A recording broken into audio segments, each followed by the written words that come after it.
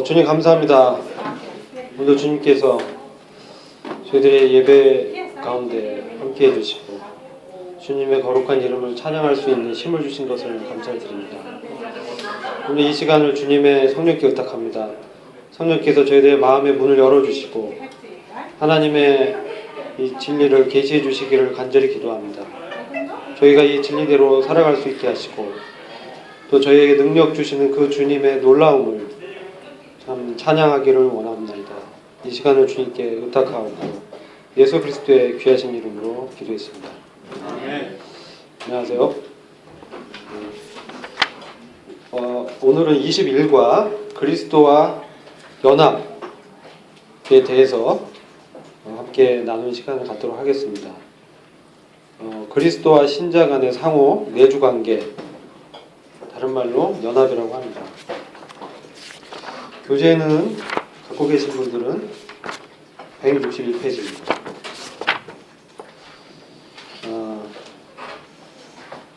제가 이제 교재 171페이지에 있는 그림을 하나 그려보도록 하겠습니다.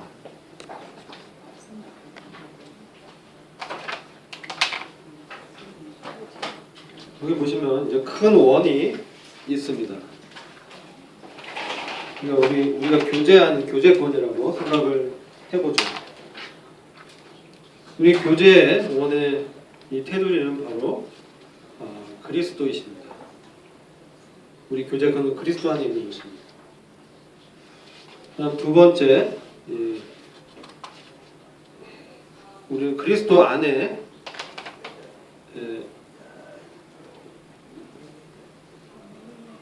있고 그리스도 안에 있는 이 신자가 있고요. 그리스도 안에 있는 신자가 있는데 그 신자 안에 또 그리스도께서 존재하시는 그림이 좀 이 연합을 좀 표현하려고 그림을 그려봤는데 이렇게밖에 좀 표현을 할 수 없어서 사실 이거보다 훨씬 더 깊은 영적 의미가 있는데 그래서 우리 교제권을 주님 안에 있는데 그 주님 안에 우리가 들어와 있습니다. 근데 들어와 있는 우리 안에 또 그리스도께서 거하시는 것입니다. 그래서 서로 이거를 상호 내주라고 합니다. 상호 내주하는 관계에 있습니다. 상호 내주하면서 그리스도와 그리스도인 신자가 서로 교제하는 것입니다. 사귀는 것입니다. 그리스도의 신자가 이 사귐을 갖는 것입니다. 이 연합을 가장 잘 표현하고 있는 성경에 나오는 예식이 있습니다. 그거 잘 알죠? 그리고 구원받으면 처음에 주의 말씀에 순종하는 예식을 하죠. 그게 뭐죠? 침례입니다.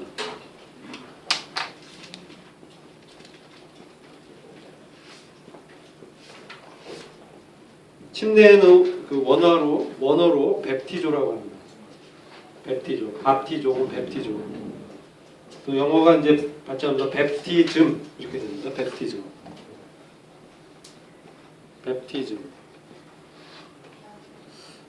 영어를 잘하지는 못하기 때문에 스펠링이 맞는지 좀 확인해 주세요.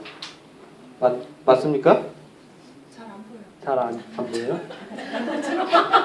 BAPTISM, baptism. 네. 그래서 이게 영어로 침례라는 뜻이고요. 침례하면은 염색이라는 의미가 있어요. 염색 아세요? 다 아시죠? 염색. 저희 옷에 색깔 물들이잖아요. 그렇죠? 이 염색하는 거거든요. 그 염색을 하면 흰 천이 그 색깔이 이제 입혀지는 건데 어떻게 입혀지냐면요. 원래 있던 색깔의 그 분자가 그 염색 물에 있는 그 색깔의 분자로 변해버리는 거예요. 이게 뭐라고 하면 화학 반응이 일어납니다. 화학 반응이 일어나서 그 색깔이 똑같아지는 거죠. 염색 물에 있는 그 색깔의 분자가 천에 딱 입혀지면서 원래 있던 천의 색이 없어지고 아무튼 물에 있는 색깔로 변하게 됩니다. 그래서 똑같아집니다. 그래서 이 염색을 하면 이제 화학 반응에 의해서 같아져 버립니다. 같아지는 효과가, 색이 같아지는 효과가 나타나는 거예요. 물리적인 반응이 아니에요. 한번 이렇게 염색이 되면 빠지지 않습니다. 우리가 그리스도로 염색하는 거예요. 연합이라는 거예요. 그리스도의 물이 신자에게 입혀져서 신자의 이 본성이 그리스도의 본성에 합해져서 화학 반응이 일어나서 마치 똑같아지는 겁니다. 그게 연합입니다. 성경에 있는 그 모형을 갖고 이제 설명을 드리면 그렇습니다. 그리고 여기에 나타나는 역사하는 것이 바로 성령께서 이 역사를 합니다. 우리가 주님의 진리의 말씀을 듣죠. 들으면 어떤 게 생깁니까? 하나님 말씀 들으면 어떤 반응이 일어나죠? 그것을 뭐라고 합니까? 믿음이라고 합니다. 믿음은 들음에서 나. 하나님의 진리의 말씀을 들을 때 우리 안에 믿음이 생기는 것입니다. 내가 믿으려고 노력해서 믿는다는 것보다 성경적인 것은 내 안에 말씀의 역사가 일어나서 허물과 죄로 죽었던 나의 영혼이 살아나는 것입니다. 이게 뭡니까? 거듭나는 것입니다. 그랬을 때 이제 주님을 알아보게 되는 것입니다. 그전에는 어떻습니까? 우리는 영적으로 무지했습니다. 그래서 허물과 죄로 죽어 있었던 것입니다. 하나님과 교제할 수가 없었습니다. 하나님의 영과 인간의 영이 상관이 없어져 버렸습니다. 아담이 자기가 주인 돼서 삶으로 인해서 하나님의 주권이 훼손됐습니다. 하나님의 주권은 영광입니다. 하나님의 영광은 하나님의 주권이 나타나는 것입니다. 하나님의 인재가 있는 곳에 아무도 범접할 수 없는 것입니다. 그 거룩을 훼손한 자는 다 죽는 것입니다. 구약의 모형을 통해서 우리 잘 알고 있죠. 그래서 믿음을 시작한 분이 누굽니까? 히브리서 12장 1절에 믿음의 주요 온전케 하시는 이인 예수를 바라보라고 말씀합니다. 믿음의 주라는 것은 시작했다는 것입니다. 믿음이라는 걸 시작한 분이 누구냐? 예수님이라는 거예요. 그리고 믿음을 온전하게 완성하신 분이 누굽니까? 예수님이라는 거예요. 그 믿음은 뭡니까? 예수님을 주로 고백하고 사는 것입니다. 예수님께서 내 안에서 그냥 사는 것이 아니라 내 인격의 중심에 주인으로 사는 것입니다. 이게 거하다라는 표현이에요. 거하다. 믿음으로 그리스도께서 우리 마음 가운데 우리의 인격의 중심에 거하게 하옵시고 라고 사도 바울이 에베소서 말씀에서 말씀하고 있는 것입니다. 이제 에베소 3장 17절에 그 말씀이 있고요. 골로새서 1장 27절에 한 가지 놀라운 비밀이 있습니다. 그것은 신비입니다. 무엇입니까? 그 신비는 그 이전에는 전혀 알 수가 없었는데 이제서 나타났습니다. 그것이 무엇입니까? 너희 안에 계신 그리스도입니다. 이게 신비입니다. 이게 비밀입니다. 비밀은 미스테리입니다. 미스테리온이라는 언어에서 왔습니다. 미스테리온. 제가 구강구조가 특별해서 발음이 잘 안 됩니다. 이해해 주십시오. 미스테리온입니다. 그래서 미스테리 이렇게 얘기하지 않습니까? 이게 비밀입니다. 이게 무엇이냐면 이 비밀은 그냥 알려지는 그런 지식이 아닙니다. 이 미스테리는 누군가가 알려준 것입니다. 내가 발견한 게 아니라 누군가가 알려준 비밀이 미스테리입니다. 누군가 알려주지 않으면 절대로 알 수 없는 시크릿. 그게 바로 신비라고 하는 거예요. 그 누군가가 누굽니까? 그리스도 안에서 그리스도와 사귐 가운데 들어온 자들에게 눈을 열어서 보여줍니다. 무엇을 보여줍니까? 그리스도를 보여줍니다. 너희 안에 계신 그리스도가 바로 그런 우리 회중 가운데 계신 그리스도. 여러분, 우리 안에 그리스도가 계십니다. 이 회중 안에 저희의 교제 가운데 그리스도께서 임재해 계십니다. 그분의 영의 임재가 있습니다. 그리스도는 지금 어디 계십니까? 대제사장으로 그분의 육신은, 그분의 몸은 어디 있습니까? 하늘에 있습니다. 하늘의 대제사장으로 아버지 앞에서, 아버지 보호자 앞에서 우리를 위해서 무엇을 하십니까? 대변하십니다. 중보하십니다. 무엇을 대변합니까? 우리의 연약함을 대변하시는 거예요. 몸소 다 체험해 보셨기 때문에. 이생의 자랑, 안목의 정욕, 육체의 정욕을 다 경험하셨습니다. 하나님의 아들이심을 시험을 이기심으로 입증하시고 부활하심으로 증거하셨습니다. 그 주님께서 자신의 인격을 하나님의 영인 성령을 통해서 우리 안에서 보여주시는 거예요. 그게 그리스도의 비밀입니다. 그 전에는 절대 알 수 없었어요. 그 전에 성령께서 신자 안에 내주하시기 전에는, 그래서 인치시기 자기 거로 소유로 삼는 인침하기 전에는 비밀이었던 것입니다. 어떻게 하나님께서 죄인의 마음 가운데 임할 수가 있습니까? 불가능하죠. 그래서 옛날에는 어떻습니까? 구약시대 때는 하나님께서 죄인의 위에 임재하셨습니다. 그래서 이 죄인이 하나님의 선택한 목적에 따라서 행할 때 그 하나님의 사역을 하시기 위해서 특별하게 잠시 동안 임하십니다. 하나님의 역사입니다. 그래서 이 죄인은 그 순간에, 그 기간 동안에 자기의 믿음과 상관없이 그가 하나님을 주로 인정하든 안 하든 그는 하나님의 영에게 사로잡히게 됩니다. 그래서 무엇을 합니까? 예언과 대언을 할 수 있습니다. 그런데 이 사람이 죄를 범하면 어떻게 됩니까? 하나님의 영의 임재가 떠나버립니다. 내주하시지는 않는 거죠.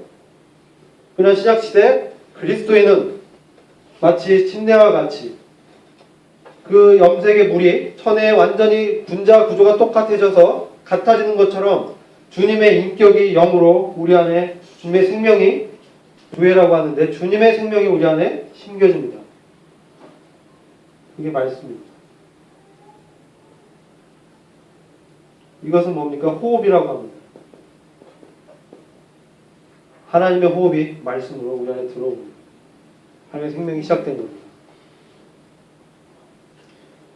이 하나님의 말씀은 어떤 능력이 있습니까? 죽은 자를 살리는 능력이 있는 것입니다. 우주 만물을 말씀으로 붙들고 계신 그 하나님의 능력이 우리 안에 말씀으로 와 계십니다. 이 신비입니다. 그래서 이 말씀은 결국은 주님을 알게 되게 하시죠. 주님을 알게 합니다. 하나님을 알게 합니다. 하나님 어떤 분인지를 알게 합니다. 주님이 어떤 분인지 알게 합니다. 그분의 인격 앞에 우리를 굴복시키십니다. 아무리 벗어나려고 해도 이 하나님의 열심을 벗어날 수가 없습니다. 우리 안에 계시는 그 주님께서 우리를 어떻게 합니까? 영원히 살게 하십니다. 그러니까 그리스도인이 죽는 것은 죽는 게 아닙니다. 성경에 그리스도인은 죽는다라고 표현하지 않고 뭐라고 하죠? 잠들다라고 합니다. 왜냐하면 주님이 오시면 다시 깨울 겁니다. 그 잠드는 것은 몸의 죽음입니다. 우리 영혼은 주님의 낙원에 주님과 함께 있죠. 그러나 주님께서 오시면 그 무덤에 있는 몸을 다시 일으켜서 다시 그 흙을 조성해서 사람의 몸으로 만들어버립니다. 그 몸은 주님과 같은 부활의 몸입니다. 그 몸에 이 영혼이 다시 들어가서 부활한 그 하나님의 아들로 이제 하나님의 영광에 들어가게 됩니다. 그것이 구원의 완성입니다. 그것의 시작은 우리 안에 주님의 영이 임할 때 우리가 그 말씀을 듣고 우리 안에 믿음이 생겨나서 그리스도인이 될 때 우리는 어디 있습니까? 그리스도 안에 거하게 되는 거예요. 그런데 그리스도 안에 거하는 것은 그분께서 전격적으로 주님의 역사로 주님을 믿을 때 일어납니다. 근데 내 안에 계신 그리스도, 너의 마음 가운데 그리스도께서 인격의 중심에 거한다는 것은 주님께서 주인으로 행하신다는 거예요. 근데 이것은 사도 바울이 기도를 했습니다. 기도했습니다. 에베소 성도들이 얼마나 신령했습니까? 그런데 그 신령한 성도들도 그들의 인격의 중심에 주님께서 주인이 되는 것은 사도가 특별히 기도를 해야 됐습니다. 기도를 통해서 우리의 삶의 모든 영역에 있어서 주님께서 점점 지배하시는 것입니다. 이게 뭡니까? 성령 충만입니다. 그리스도 안에 거하는 신자는 내 안에 그리스도께서 주로 역사함으로 그분에게 이제 순종하는 역사가 나타납니다. 이런 자들은 무엇을 합니까? 전쟁을 합니다.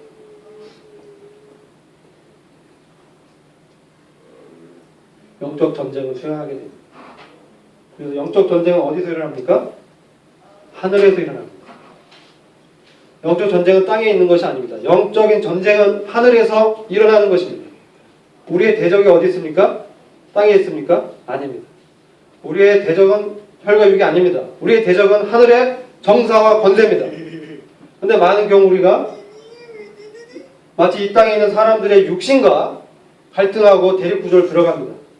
그것은 영적 전쟁의 실질을 놓치고 있는 것입니다. 그 전에 그 육체 가운데 역사하는 사단의 영이 하늘에서 그를 미혹하고 성도들을 공격하게 하는 것입니다. 말과 생각으로. 그래서 그리스도 안에 있는 신자만이 이것의 방패로 저항할 수 있는 것입니다. 이간질을 하는 그 불신의 화살을 막을 수 있는 것입니다. 구원의 투구로 우리의 구원을 흔드는 사단의 미혹을 막을 수가 있는 것입니다.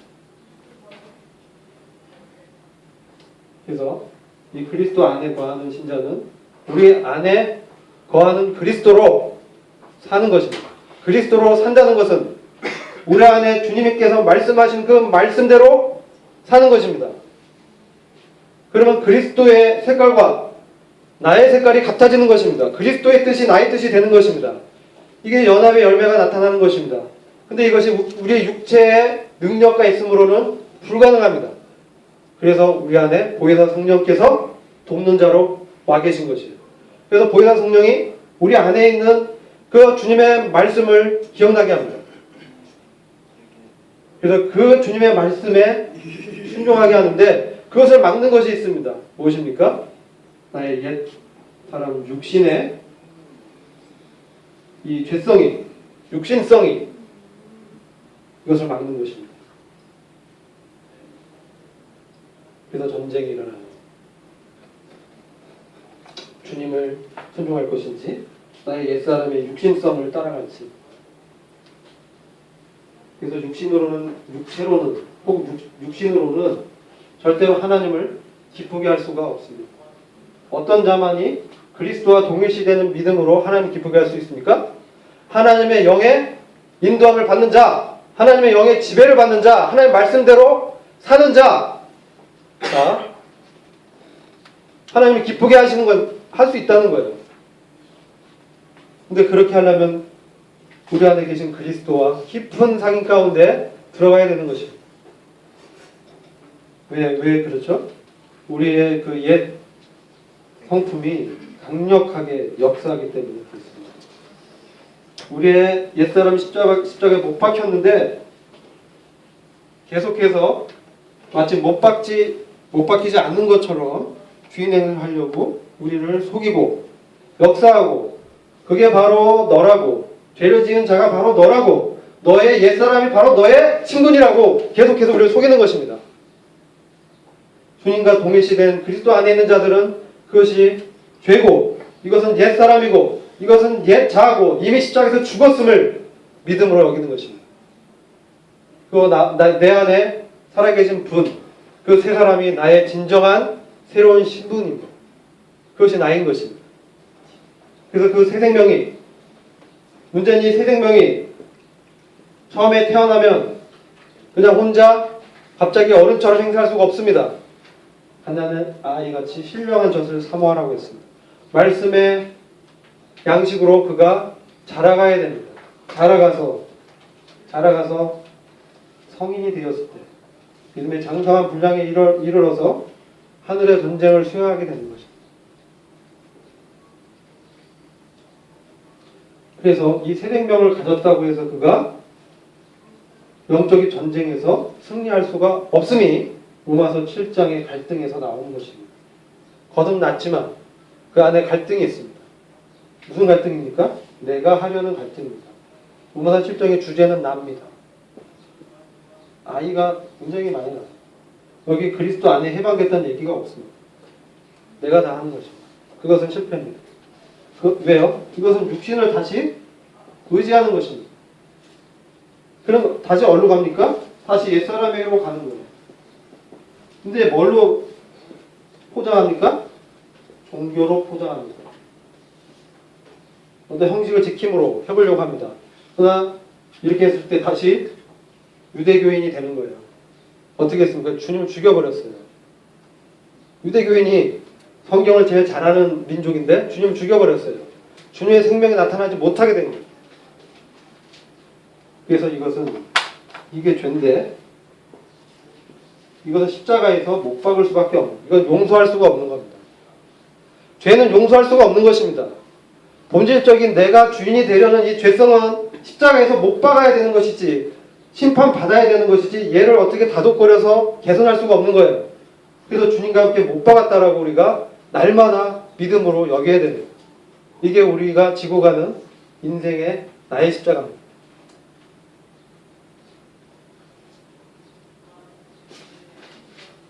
이런 삶이 가능하게 되는 것은 바로 우리 안에 계신 그리스도께서 성령으로 거하시면서 말씀을 매번 공급하십니다. 말씀으로 살아가는 것입니다. 어떻게 말씀으로 살아갈 수 있습니까? 신명기 8장에 광야 가운데 하늘에서 내린 만나가 있었습니다. 만나를 주신 목적을 주님이 뭐라고 하셨습니까? 이것은 너희를 시험하는 것인데 무엇을 시험합니까? 사람이 떡으로만 살 것이 아니라 하나님의 입에서 나오는 모든 말씀으로 사는 것이다 라는 것을 알게 하려고 하는 것이다. 주님이 그렇게 살았다는 것입니다. 주님께서 그렇게 살았다는 거예요. 주님께서 스스로 몸소 하나님의 말씀을 받아서 살았다는 거예요. 우리도 마찬가지입니다.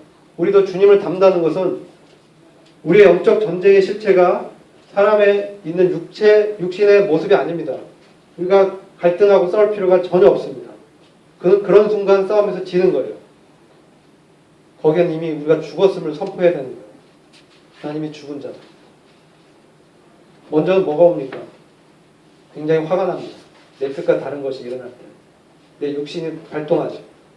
내 강함이 나타납니다. 그대로 행하면 실패합니다. 그리고 내가 잘할 수 있다라고 생각하는 순간 자신이 가장 잘하는 영역에서 넘어지게 됩니다. 그래서 그게 바로 너라는 사단의 정죄를 받게 됩니다. 그게 영적 침체로 빠지게 됩니다. 그래서 그리스도와 연합된 이 놀라운 우리의 정체성이, 그리스도와 동일시되는 이 정체성, 우리의 신분이 그리스도 안에 있다는 것, 우리는 하늘의 가나안의 영역에 이미 있는 것입니다. 우리 이미 하늘에 있는 자들입니다. 우리는 하늘에 속한 자입니다. 근데 어떻게 땅에 속한 자처럼 싸울 수가 있습니까? 그건 우리 안에 육신을 드러내려는 광야 같은 이 세상에서 주님이 우리의 육신을 다 죽이는 것입니다. 드러날 때마다 이미 십자가에 못 박았다고 내 안에 사신 것은 그리스도라고 말씀대로 사는 것이라고. 그래서 주님으로 산다는 것은 주님의 말씀대로 사는 것이고 주님의 영의 인도함에 내가 순종하는 것입니다. 그렇게 지배를 받으려면 내 자신에게는 아무런 가능성이 없다는 것을 실제적으로 경험하고 인식해야 됩니다. 내 안에 정말 내가 전에 내가 죄인인 거 알았는데 살면서 뭘 자꾸 느낍니까? 내가 죄인 중에 괴수라는 걸 정말 더 느끼는 거예요. 내 안에 주님의 말씀이 있으니까 계속 그 진리로 나를 비춰보니 진리의 거울은 나를 뭐라고 말합니까? 하나님의 은혜 없이 너는 살 수가 없는 것이고 지금 너가 그 자리에 있는 것이 하나님의 은혜다 라는 것입니다. 하나님의 그 영원한 목적인 하나님과 사람이 완전하게 하나가 되는 그 거룩한 성 새 예루살렘이 되는 하나님의 거룩이 그 안에서 이루어져 버려서 그가 영원히 하나님의 통치와 하나님의 영광과 하나님의 임재를 누리면서 그가 하나님의 아들로 살아가는 이 영광이 이 땅에서 어떻게 사느냐에 달려 있습니다. 이게 우리의 현실입니다. 이 영광이 우리가 이 땅에 어떻게 살아가느냐의 열매로 나타납니다. 이때 가면 너무나 늦다는 거예요. 우리가 주님 오실 때는 우리가 소망하지만 그때는 우리가 주님을 기쁘게 하는 것은 너무나 당연한 거죠. 우리가 육신을 입고 있는 이 연약한 가운데서 하늘의 영광을 받기 때문에 바울이 하늘의 3층전에 올라가서 하나님의 보좌의 그 영광을 눈으로 목도했습니다. 그래서 그가 완전히 변화돼 버렸어요. 그 영광을 보니까. 그 계시가 너무 커서 주님이 그 육신에 가시를 줬습니다. 육체에 가시를 줬습니다. 왜요? 그 계시가 너무 크니까 인간의 육신성은 뭡니까? 자만과 교만입니다. 스스로 설 수 있는 자처럼, 세움이 필요 없는 자처럼, 자기의 능력으로 갈 수 있는 것처럼 그 지식의 교만에 빠지게 할까봐 하나님께서 특별하게 장치를 걸었습니다. 그게 은혜입니다. 그래서 우리가 고난을 통과할 때 하나님의 은혜가 나타납니다. 우리가 상처를 화당한 자처럼 상처가 세 살이 계속 나죠. 계속 닦아냅니다. 진정한 세 살이 날 때까지. 아픕니다. 고난 가운데 있습니다. 생명이 나오는 거 고통이 됩니다. 근데 그 안에서 하나님의 생명이 나타나면서 내가 얼마나 나의 육신이 하나님의 은혜 없이는 살 수 없는가라는 것을 매번 경험하게 되는 겁니다. 그리고 어떻습니까? 그런 자들이 자꾸 그런 가운데 들어가야 되면 기도 없이는 살 수 없는 것입니다. 하나님과 교제 없이는 내가 살 수 없는 자라는 것을 너무나 자신의 경험과 말씀으로 깨달았기 때문에 이제 이것은 누가 흔들 수 없는 진리로 그 사람의 교리가 되어버린 것입니다. 그 사람이 인생의 가치관으로 바뀐 것입니다. 이 머리에 있는 것이 아니라 그 사람의 삶에서 그것이 완전히 몸에 있는 것입니다. 그래서 더 이상 그는 기도함이 없이는, 하나님의 말씀이 없이는, 하나님의 영의 인재가 없이는 그가 그리스도와 동일시 될 수가 없다는 것을 철저하게 깨닫게 됩니다. 이런 사람에게서 그리스도의 연합된 생명이 인격으로 나타납니다. 그리스도의 나타남이 있습니다. 그러니까 바울은 내 안에 사시는 이가 그리스도라고 하죠. 그분의 말씀에, 그분의 진리 앞에 나를 비춰보니까 나는 벌레와 같은 자다. 정말 가능성 없는 자였는데 하나님께서 정말 사랑해서 하나님의 은혜로 불렀다는 거예요. 그래서 이 연합의 의미는 여러 가지가 있습니다. 연합의 의미가 여러 가지 있는데 그리스도 안에 있다라는 것은 163페이지 유제에는 이렇게 그리스도의 인격 안에서 통합되어 그와 일치를 이루었다. 이 연합의 삶이 어떤 삶인지 그리스도와 그 인격 안에서 통합돼서 그리스도의 인격이 같아진 거예요. 그래서 일치가 되었다는 뜻이 있고 관계면에서 나는 그리스도께 속했다. 그런 뜻이 있습니다. 그리고 그리스도 안에 있는 구속으로 우리가 값없이 하나님의 은혜로 값없이 의롭다 하심을 얻은 자 되었다. 그래서 그리스도께서 이루셨다는 수단과 기능이 그 연합에 있습니다. 그리고 그리스도께서 그렇게 하시면 원인이 되셨다. 연합으로 인해서 그리스도 안에는 하나 되는 상태다. 그리스도께 온통 집중하는 것이다. 그리스도께서 내 권위이시다. 그래서 내 안에 능력으로 역사하는 그리스도로 사는 것이다. 그래서 내 속에 골로새서 1장 27절부터 29절 보면 하나님이 그들로 하여금 이 비밀의 영광이 이방인 가운데 어떻게 풍성한 것을 알게 하려 하심이라. 이 비밀은 너희 안에 계신 그리스도니 곧 영광의 소망이니라. 미스테리는 하나님과 깊은 교제 가운데 들어간 자에게 하나님이 말씀하시는 겁니다. 하나님이 말씀을 깨닫게 합니다. 하나님이 성령의 역사로 말씀을 기억나게 하십니다. 성령의 명철하심, 이해하심은 우리가 처한 그 환경을 누구보다도 하나님이 잘 아시기 때문에 그 환경에 가장 적합한 하나님의 치료책을 우리한테 알려주십니다. 그걸 깨닫게 하십니다. 그게 명철입니다. 그래서 그걸 깨닫게 하시고 이렇구나. 하나님 말씀 보내셔서 그 은혜입니다. 말씀을 비춰보니 이렇구나. 그리고 나에겐 가능성이 없으니 이제 주님께 의지해서 나아가자. 그래서 한 걸음 요단의 강이 왜 갈라졌습니까? 그에 앞선 그 언약궤가 있었고 언약궤를 진 제사장이 요단강의 물을 밟았을 때 갈라졌습니다. 그래서 우리가 이러한 그 하나님의 역사를 잘 이해하고 우리 안에 역사하시는 그 주님을 인식하면서 매 순간 주님께 내려놓고 주님께 의지하고 기도하고, 기도는 우리의 강력한 무기입니다. 하늘의 역사가 이 땅의 내 삶 가운데 나타나는 통로입니다. 믿음으로 기도할 때 하나님께서 어떤 역사가 나타납니까? 우리가 복을 구합니다. 왜 구합니까? 나에게 일어난 어려움과 상황을 해결해달라고 구합니다. 왜 구합니까? 하나님의 영광을 위해서 구합니다. 목적이 분명해야 됩니다. 하나님의 영광을 위해서 이 일이 해결돼야 됩니다. 하나님의 사람으로 살기 위해서 내 지금 상황이 해결돼야 됩니다. 주님이 역사하셔야 됩니다. 주님이 이 강박한 사람들의 마음을 변화시키시고 역사하셔서 주님의 승리가 나타나게 해달라고 기도할 때 어떻습니까? 하늘의 영적 전쟁에서 주님의 승리가 선포되니까 사단 마귀가 진 것입니다. 그러면 이 현실은 어떻습니까? 변화가 생기게 됩니다. 내가 변하든 상대방이 변하든 한쪽이 변합니다. 둘 다 변할 수도 있겠죠. 내가 그런 어려움 가운데서 전혀 어려움을 안 느끼게 됩니다. 어려움을 초월합니다. 지식을 초월하는 그리스도의 사랑을 알게 되는 거예요. 그러니까 그 사람이 막 뭐라고 해도 아무런 문제가 안 되죠. 아니면 그 사람을 바꿔버리고. 그래서 하나님의 역사가 이 땅에서 나타날 수 있는 거예요. 그래서 이렇게 사는 사람들이 바로 하나님의 성전의 기둥 같은 존재로 주님이 삼으시고 거룩한 성 예루살렘에 이름을 주시고 그리스도와 통치하는 새 이름을 써주시는 거예요. 그들은 적고 연약했습니다. 그들이 붙드는 건 주님밖에 없었어요. 말씀밖에 없었어요. 내가 그리스도 안에 있는 자구나. 주님이 내 안에 있는 분이구나. 주님은 나와 완전히 하나 된 분이시구나. 그리스도와 나는 동일한 사람이구나.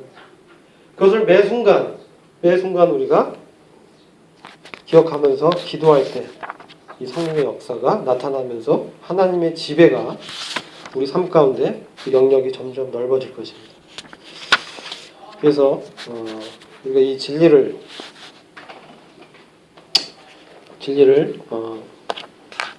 경험한 사람의 간증을 잠깐 읽고 마치고자 합니다.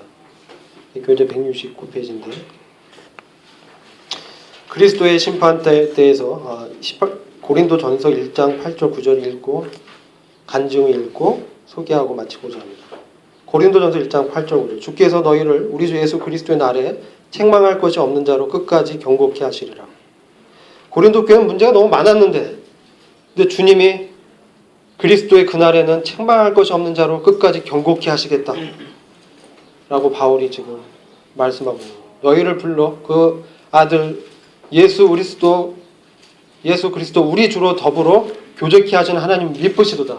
우리가 그런 책망할 것이 없는 자로 경고케 해지는 것의 근거는 우리 안에 계신 주님과 더불어 뭐라 합니까?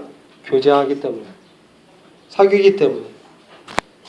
그리스도의 심판대에서 성도가 모두 서게 된다는 것은 상을 주시겠다는 주님의 뜻이 담겨 있습니다. 일상의 삶을 돌아보건대 우리의 생각과 행위가 그리스도로 인하지 않고 육신으로 행한 때가 얼마나 많았던지요. 그날이 책망과 부끄러움만 생각되지 않는 것이 하나님의 말씀은 주님 자신이 성도 개개인을 끝까지 책임져 주심으로 흔들리지 않게 해주시겠다고 하십니다. 나의 경고해짐이 나의 행위에 근거하지 않음을 배우는 것의 가치가 얼마나 큰지요. 주님 안에서 그분과 깊은 사귐 가운데 자신을 돌아보면 한없이 연약하고 부끄러운 내가 숨어있지만 오직 그리스도를 바라볼 때 나는 그리스도의 행하신 고귀한 일들에 사로잡히게 되고 그분의 인격에 감동을 받게 됩니다. 나 같은 자를 오래 참으시고 인내로 받으시며 나의 죄가 그분을 죽게 하였지만 아니 내가 그분을 찔렀지만 나를 용서해달라고 아버지께 간구하시는 주님을 생각할 때 그 앞에 엎드리게 됩니다. 내 자신의 뜻은 주님을 제쳐두었고 내 생각은 주님을 종으로만 여겼습니다. 그러나 은혜가 풍성하신 주님은 여전히 당신의 사랑을 보여주심으로 내가 주님과 함께 십자가에 못 박혔음을 계속 말씀해 주십니다. 바울이 날마다 죽노라 했던 것처럼 주님과 함께 내가 죽었다는 것은 날마다 믿어야 합니다. 그리스도 안으로 날마다 들어가야 합니다. 이것은 육신이 계속 죄의 몸에 남아있고 우리가 아직 이 세상에 살고 있기에 날마다 진리를 묵상함으로 육신과 세상의 도모에 대해서 그분을 기억함으로 그분의 죽으심이 내 육신과 세상의 죄 때문이었음을 상기해야 합니다. 음식을 매일 취하는 것처럼 나는 이러한 주님의 완전하신 십자가의 사역을 기억하고 나 또한 그때 주님과 함께 죽었다고 여겨야 합니다. 이것은 여기라는 명령입니다. 그리고 나의 육신을 자극하는 사탄의 불화살을 막는 방패는 내가 죄와 세상에 대하여 육체의 정욕에 대하여 이미 못 박혔음을 사실로 여기는 것입니다. 날마다 계속해서 이 진리를 취함으로 매일의 영의 양식이 되시는 주님을 기념하는 것이 주님과 깊은 사귐 속으로 들어가는 길임을 이 아침에 다시 묵상합니다. 그렇지 않다면 나는 매일 육신과 세상과 죄에 대한 영적인 전쟁에서 실패할 것이기 때문입니다.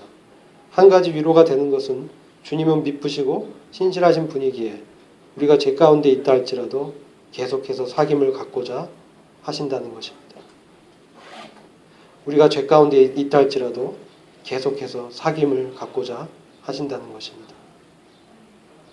신실하신 주님을 찬양합니다. 우리 형제님들 중에서 기도해 주시고 마치도록 하겠습니다.